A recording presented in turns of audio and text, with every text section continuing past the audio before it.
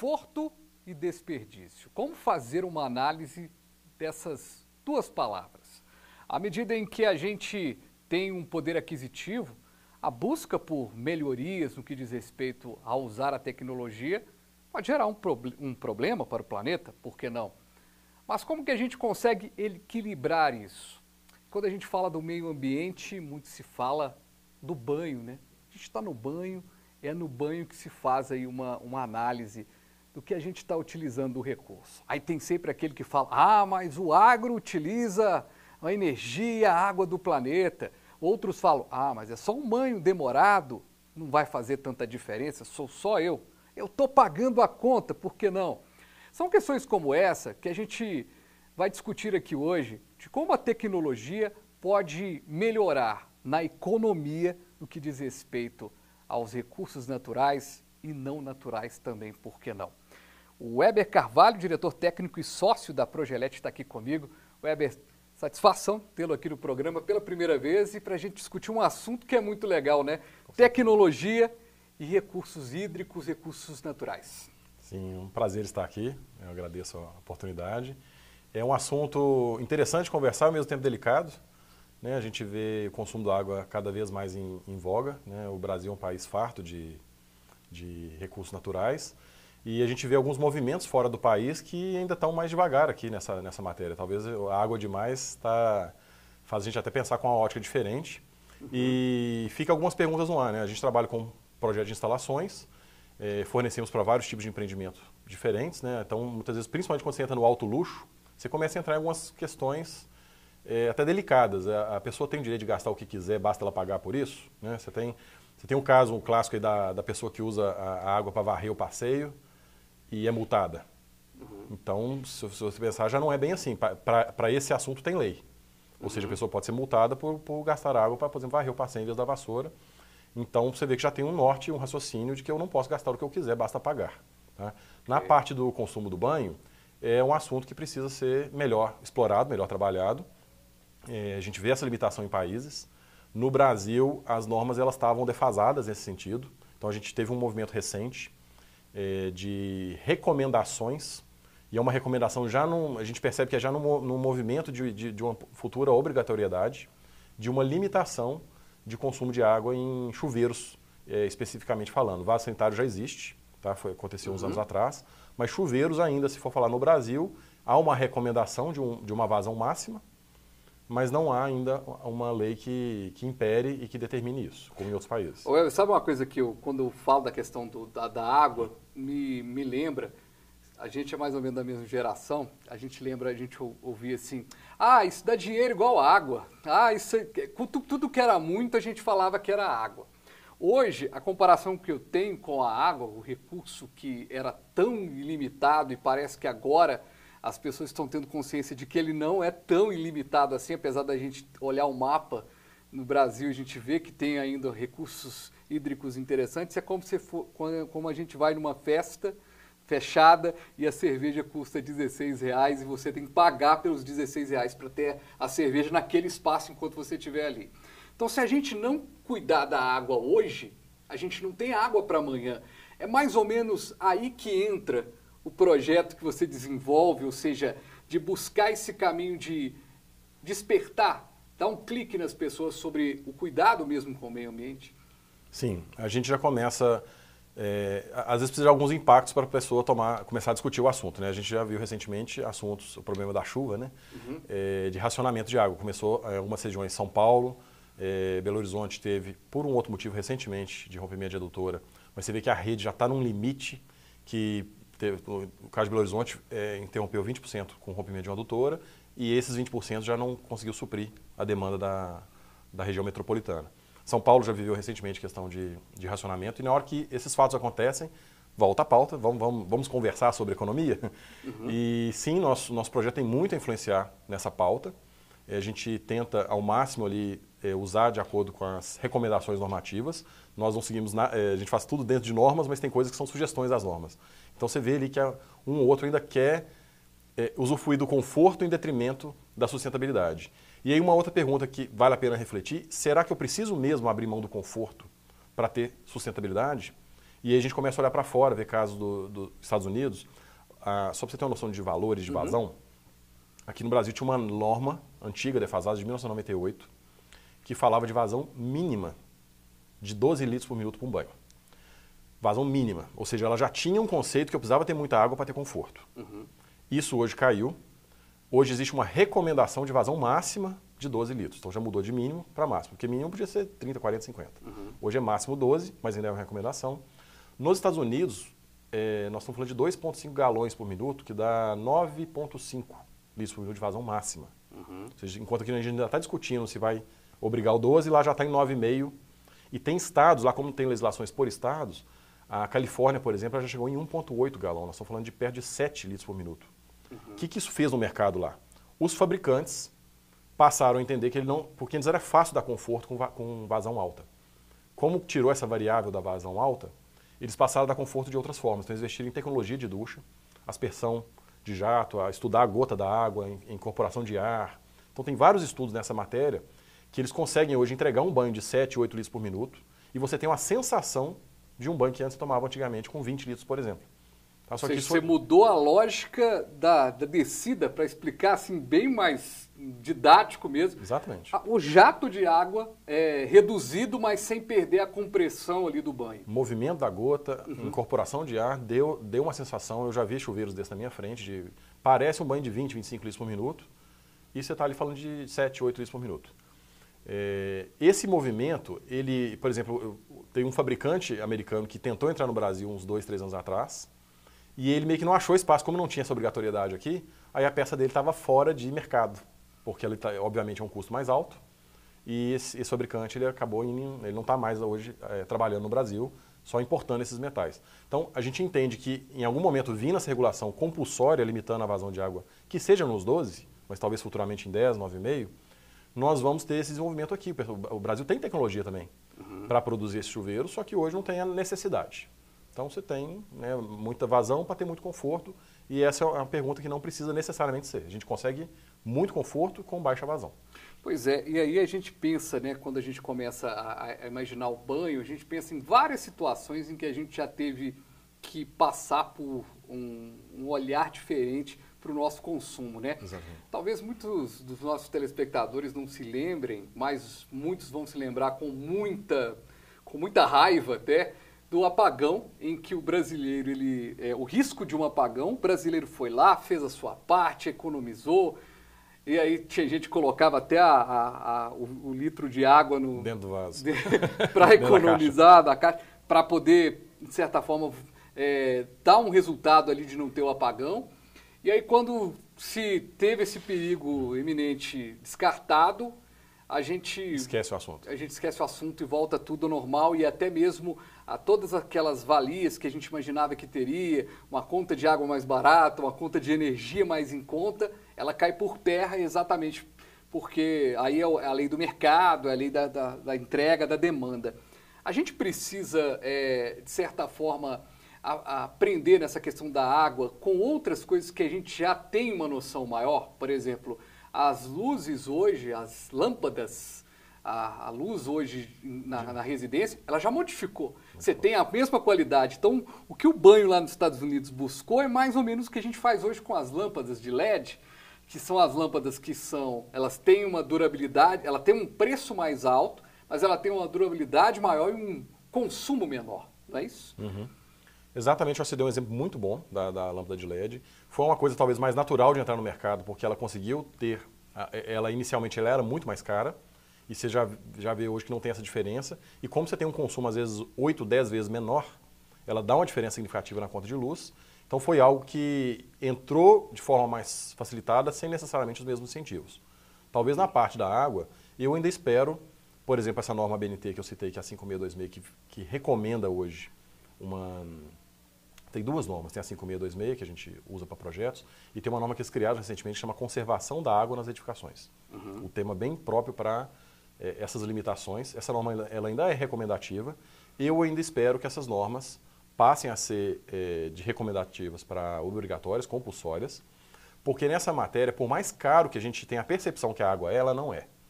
Tá? A água no Brasil ela é mais barata que em outros países. Então você tem ali, e aí volta aquela pergunta, e quem tem dinheiro então pode gastar à vontade?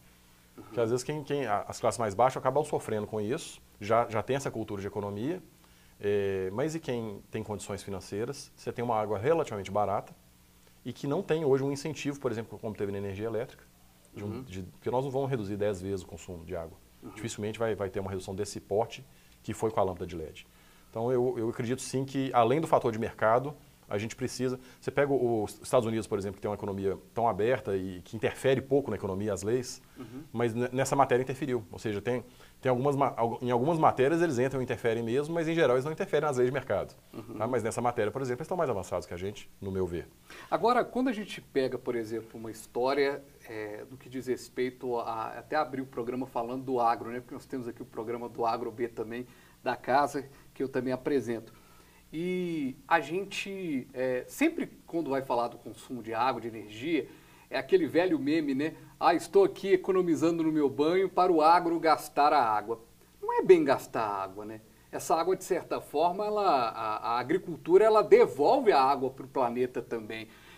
Qual que é a sua visão sobre isso? Quero muito entender o seu ponto de vista no que diz respeito a esse consumo do agro, no que diz respeito à água. É um assunto que precisa de uma ótica mais ampla, não sei se eu estou à altura dessa análise, mas a linha, ou seja, hoje o agro do Brasil puxa a economia do país, ou seja, há muita tecnologia envolvida, então realmente sim, gasta-se, tem um consumo de água alto. Obviamente, existem tecnologias que mitigam isso, né? Reaproveitamento, alguns tratamentos. Então, tem várias regulações também, é um mercado muito bem regulado. E, de certa forma, sim, você tem um ciclo natural da água, que quando ela volta... Tá? Então, interferência, quando eu falo que até talvez não vou ser a melhor pessoa, porque você tem uma interferência no sistema, sim, porque você tá movimentando a massa de água ou seja, ela não está indo exatamente para onde ela ia naturalmente, okay. Mas você tem razão, essa água acaba voltando para o ecossistema de alguma forma, para o lençol, não é necessariamente um desperdício. Tá? Weber, a gente vai para o intervalo. Na volta eu quero continuar abordando essa questão de meio ambiente, tecnologia. O que a gente avançou em termos de tecnologia para lidar com os recursos naturais? O que a gente pode dividir? Quero entender um pouquinho mais esse projeto aí que você desenvolve na Progelete. A gente vai para o breve intervalo. Rapidinho a gente volta com o nosso Economia Agora. Eu quero agradecer demais a você que está aqui com a gente no canal 527 da Claro, no 9 Claro Analógico. E a gente vai rapidinho para o intervalo e volta já já.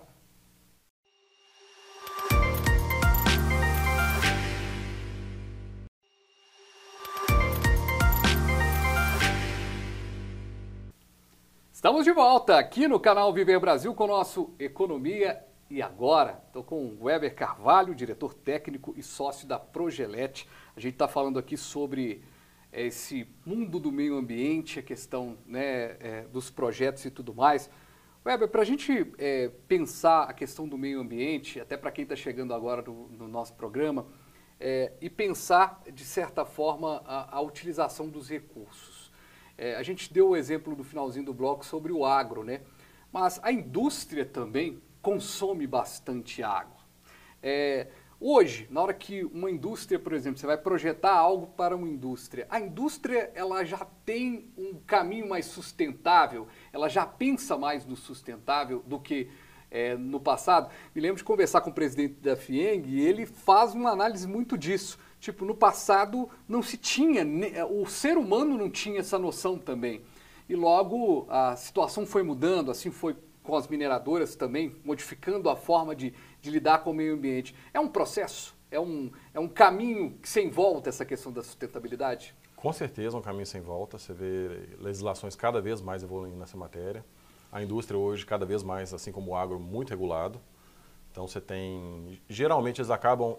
são água de poços, ou seja, você tem poços específicos para... Depende, né? Minas Gerais é assim, interior de São Paulo você tem muito o caminhão-pipa ainda, abastecendo a indústria. Você tem essa cultura do caminhão-pipa, mas em Belo Horizonte, em Minas, né, como um todo, você tem muita cultura do poço e tem uma regulação muito forte de tratamento da água que você entrega tanto para a concessionária, caso você vá devolver ela para a rede, e a concessionária tem uma análise, ela tributa, ela taxa, né? A gente tem o que a gente chama do Precend, que é um programa da Copasa, ela te taxa de 0,8%, você pode baratear a sua conta até 4 vezes, é um fator que ela aplica, dependendo da qualidade da água que você devolve para ela.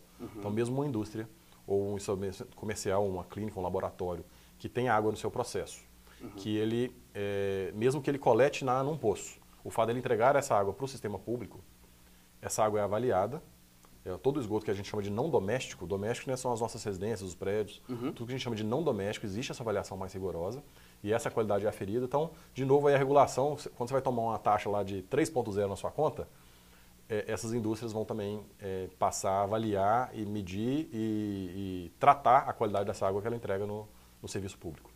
Falando sobre qualidade da água, a gente fala hoje de um estado que você tem uma qualidade da água que as pessoas bebem água até da bica ali.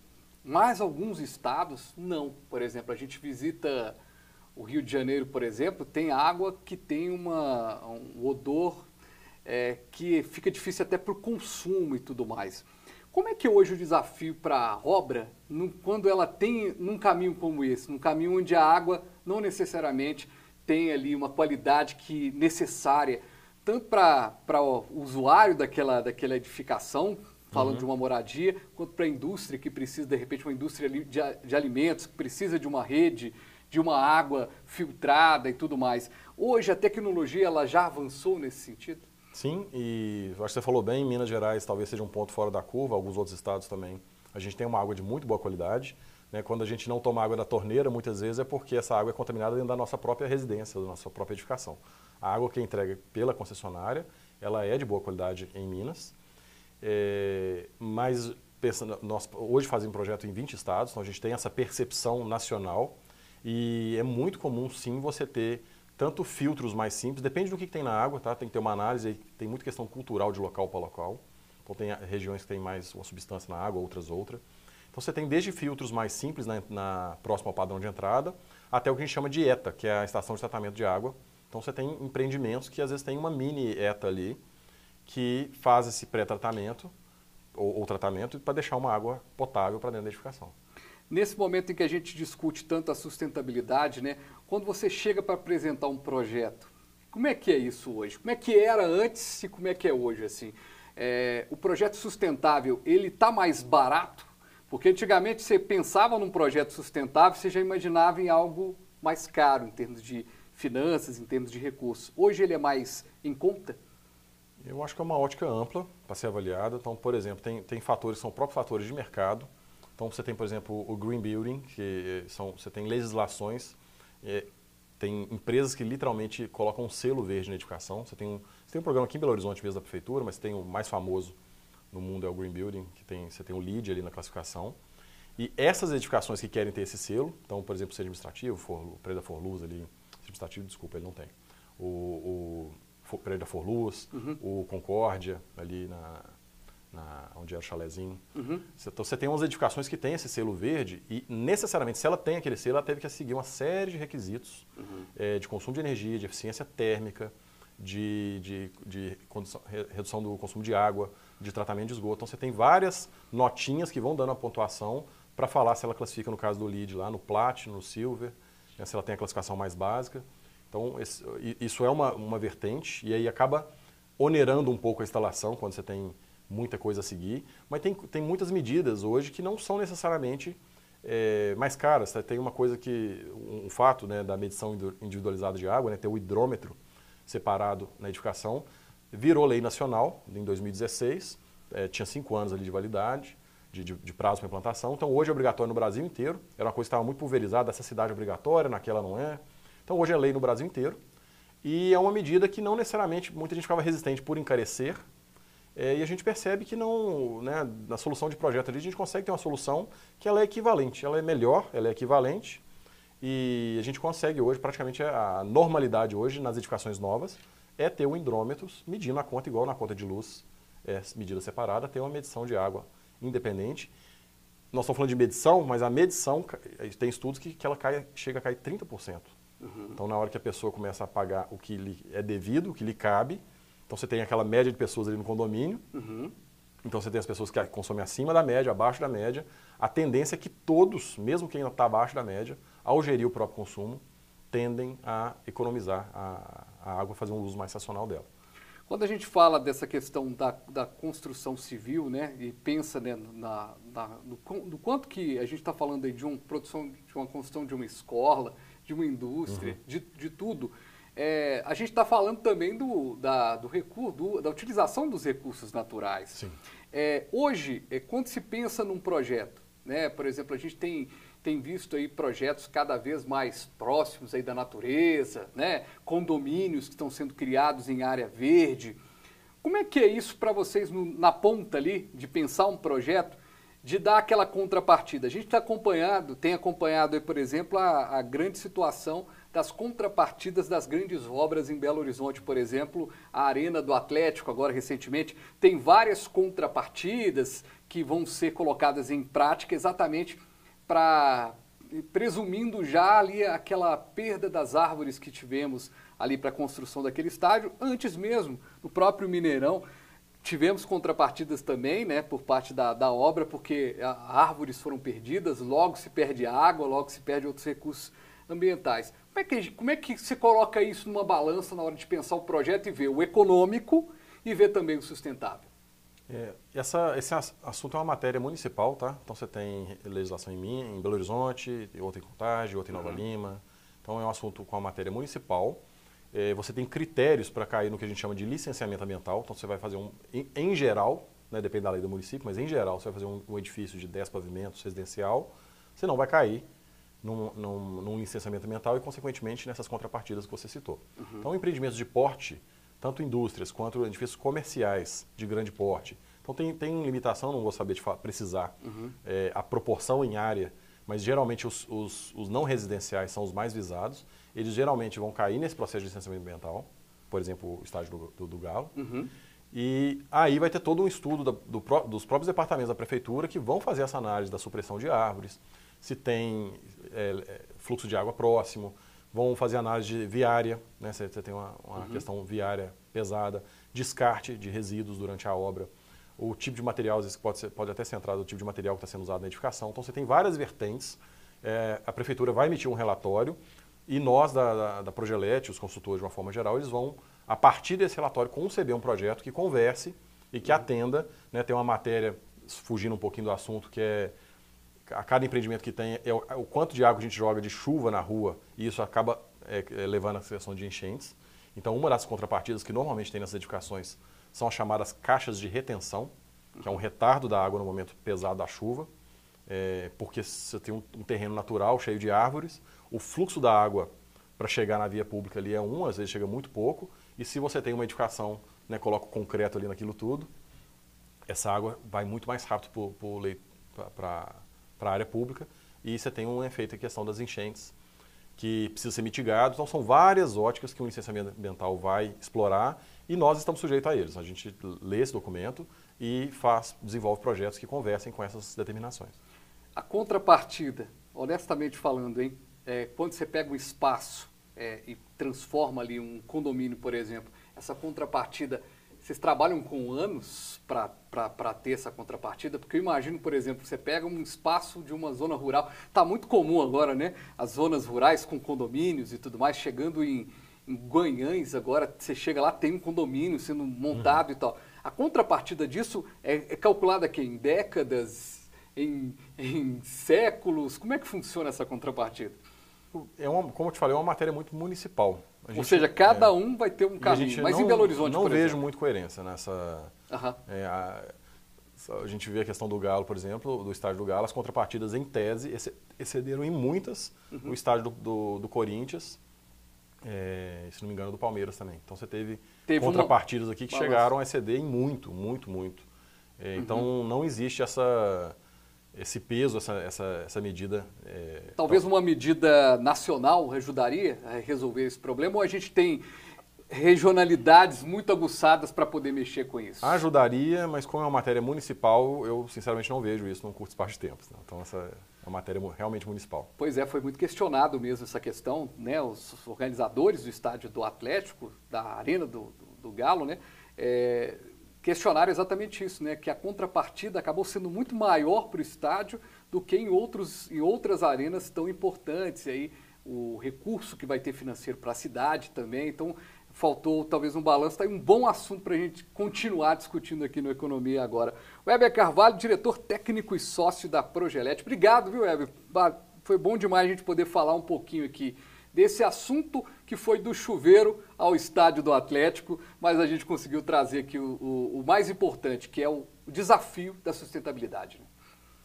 Eu agradeço, tá? Ficamos à disposição. Realmente é um assunto que eu tenho muito prazer em falar. Então, estou no mercado há 20 anos, a Progelete há 20 anos, e desenvolvendo projetos de sistemas prediais.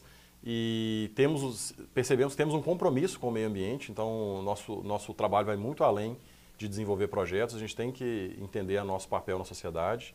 O nosso projeto ele precisa contribuir com essa questão ambiental e temos muito a fazer nessa área.